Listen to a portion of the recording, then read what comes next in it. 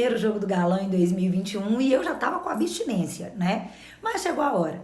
Foram 16 dias de descanso e de treinamento para enfrentar o Red Bull Bragantino nesta segunda às 20 horas no estádio Nabi Abichedi pela 29ª rodada do Campeonato Brasileiro Série A. Na rodada anterior, o Galo, que teve o jogo contra o Santos adiado, contou com um tropeço de dois dos principais adversários na disputa pelo título. São Paulo e Flamengo perderam, mas a vitória do Inter contra o Ceará fez com que o Galo caísse para a terceira posição com 49 pontos, um a menos que agora vice-líder Inter. Já o Red Bull Bragantino, ele tá numa boa fase, né, numa crescente.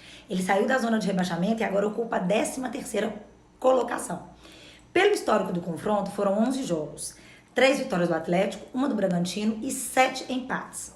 No primeiro turno, o Atlético recebeu o Red Bull Bragantino e o venceu com um placar de 2-1. Nessa rodada, o Galo será o último time da ponta da tabela a jogar. São Paulo, Inter, Flamengo e Grêmio jogarão no sábado e no domingo. Num cenário ideal, teríamos uma vitória do Galo e uma derrota dos outros principais adversários.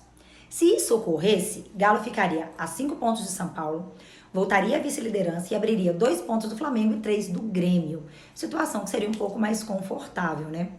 Para esse jogo, o técnico Jorge Sampaoli não terá grandes problemas para montar o time.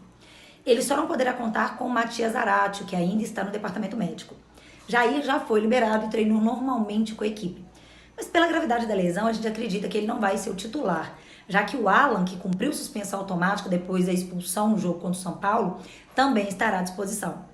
Diego Tardelli acredita-se que também não entrará, já que o Sampaoli disse que ele precisa de uma maior preparação na coletiva depois do jogo do Curitiba. O lateral Guilherme Arana, na TV Galo, na sua coletiva, disse que esse jogo será um divisor de águas. Ou seja, só a vitória interessa. E com a vitória, o Galo pode manter a boa campanha que vem fazendo no segundo turno. Um levantamento feito pelo Túlio Kaiser do Super Esportes, o Atlético tem o segundo melhor aproveitamento do retorno, com 70,83% atrás do Grêmio, que teve um aproveitamento de 75%. Em 8 partidas, Galo teve 5 vitórias, 2 empates e 1 derrota, com 15 gols marcados e 9 sofridos. Já o Grêmio teve 5 vitórias, 3 empates, com 14 gols marcados e apenas 5 sofridos. O Galo, né, só não somou mais pontos que o São Paulo e o Atlético Paranaense. No entanto, as duas equipes entraram em campo uma vez a mais que o Galo. Durante todo o ano a gente fala muito sobre o ponto forte do Galo ser o ataque, né? Mas o rendimento do ataque do Atlético já não é mais o mesmo. E o que pode ser feito, né? O que pode ser destacado nesse ponto positivo, né?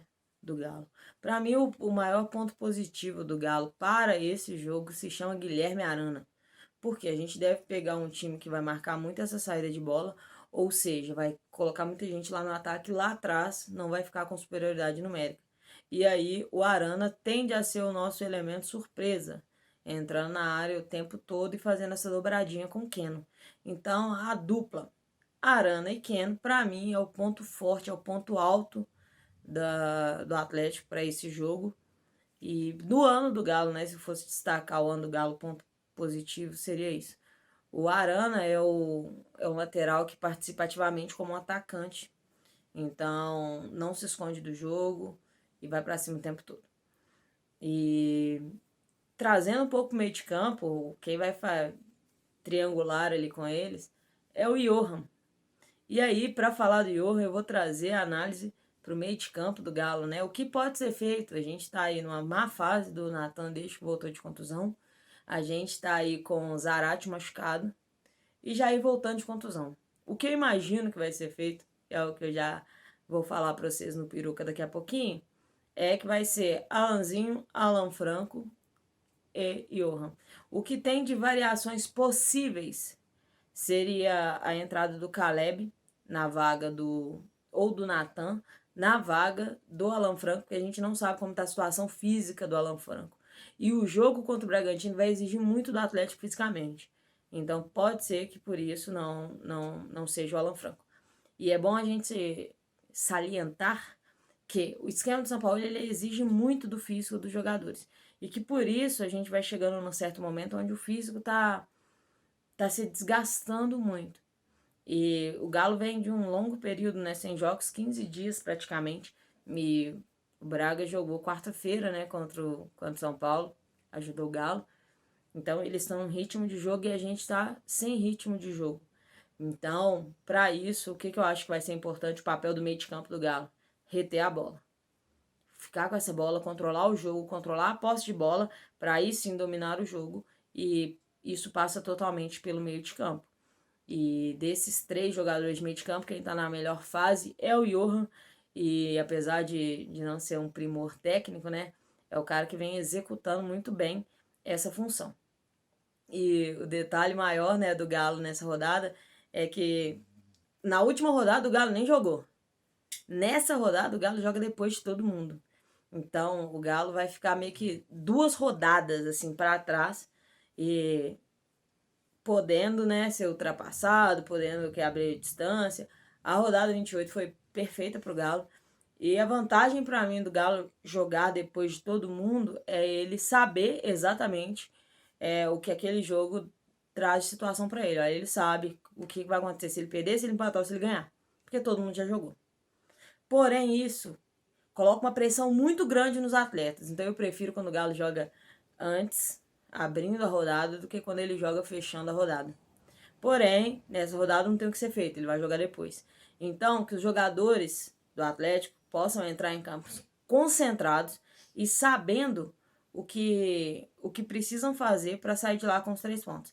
Seja para manter a sua colocação, seja para recuperar a sua vice-liderança e para diminuir para o São Paulo, porque ele, independente do que acontecer nos outros jogos, o Galo precisa dessa vitória. Então, que os jogadores saibam assimilar essa pressão. Porque esse ano não teve muita pressão no Galo, né? Quando a maioria desses jogadores chegaram, o Galo já estava eliminado dos mata-matas. O Galo entrou no Campeonato Brasileiro para brigar pelo G4 e acabou brigando pela liderança. Nunca foi cobrado deles o título de maneira expressiva, mas esse é o momento de pressão. Então, a camisa do Galo é pesada e eles vão entrar em campo sabendo exatamente o peso dessa camisa, com a obrigação de vencer.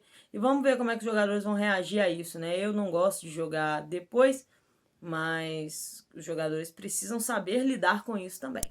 Bom, então, começando aí o nosso papo sobre o adversário da rodada, o RB Bragantino. Acho que muita gente assistiu o último jogo, né? Já que foi um jogo contra o São Paulo, que é o nosso adversário direto. O Bragantino fez uma ótima partida.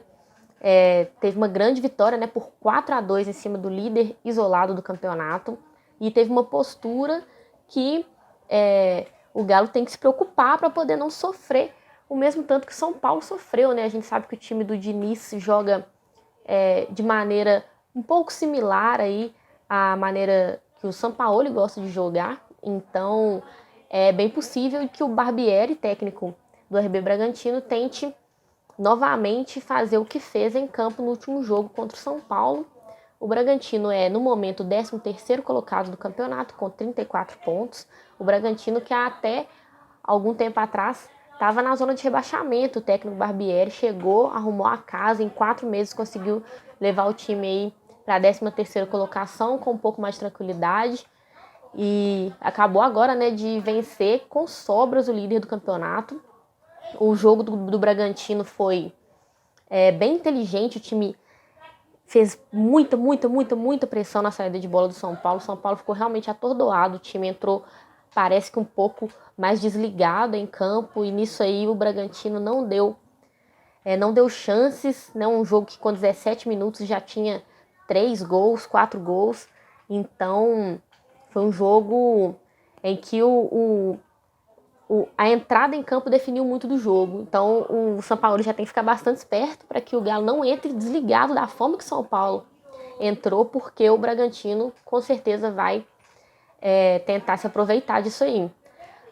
Outra coisa que foi possível observar no último jogo é que o Bragantino demonstrou aí ter muitas opções no seu ataque. Apesar do time ter pressionado muito a saída de bola e ter conseguido a maioria das suas chances dessa maneira, não foi assim que saíram todos os gols, né? Os 4 gols do Bragantino saíram todos de maneira diferente. Teve gol de bola parada, gol de contra-ataque, gol nessa apertada saída de bola, de roubada de bola. Então, o time do Bragantino apresentou opções aí no ataque, vai ser mais uma coisa para marcação do Galo se preocupar para não deixar que eles façam o grande jogo que fizeram na última rodada contra o São Paulo, né? Sobre os desfalques, o Barbieri vai ter 2 desfalques importantes para esse jogo. Os 2 tomaram o 3º cartão amarelo no último jogo contra o São Paulo. O lateral direito, Aderlan, e o atacante Arthur, que inclusive marcou gol no último jogo, né? Sendo assim, acredito que o time que o Barbieri vai colocar em campo para enfrentar o Galo nessa segunda-feira deve ser Cleiton, o Everton, Liger, Fabrício Bruno, Edmar, Raul, Hailer, Claudinho. Claudinho que jogou muito no último jogo, foi um grande destaque do jogo também. No ataque, no lugar do Arthur, deve entrar o Bruno Tubarão, o Coelho e o Ítalo. Bom, então o time que eu acho que o Barbieri vai colocar em campo nessa segunda-feira é Cleiton, o Everton, Liger, Fabrício Bruno e Edmar. Raul, Hailer e Claudinho, que foi um grande destaque do último jogo, jogou muita bola. Bruno Tubarão no lugar do Arthur, Coelho e Ítalo. Peruca FC, as melhores apostas sobre o que tá na cabeça do São Paulo. Peruca FC, e eu tô na pegada da Nina hoje, sem inventar a moda. Galo vai de Everson, Guga, Hever, Alonso, Arana, Alan Franco e Johan, Savarino, Keno e Vargas. Não inventa não, São Paulo, ele deixa o gabaritar. São Paulo terá basicamente todo o elenco à sua disposição para esse jogo. E o que isso significa? Nada. Sempre mudando a escalação, acredito que ele vai de Everson, Guga, Hever, Alonso e Arana. Alan Franco e Johan. Savarino, Keno e Vargas. Bom, vamos de peruca então. Tô contando que o São Paulo não vai ser São Paulo e tentar surpreender. Vou colocar um time um pouco mais conservador. Da seguinte maneira: Everson, Guga, Hever, Júnior Alonso e Guilherme Arana. No meio, Alan Franco e Johan. E no ataque, Savarino, Vargas e Keno.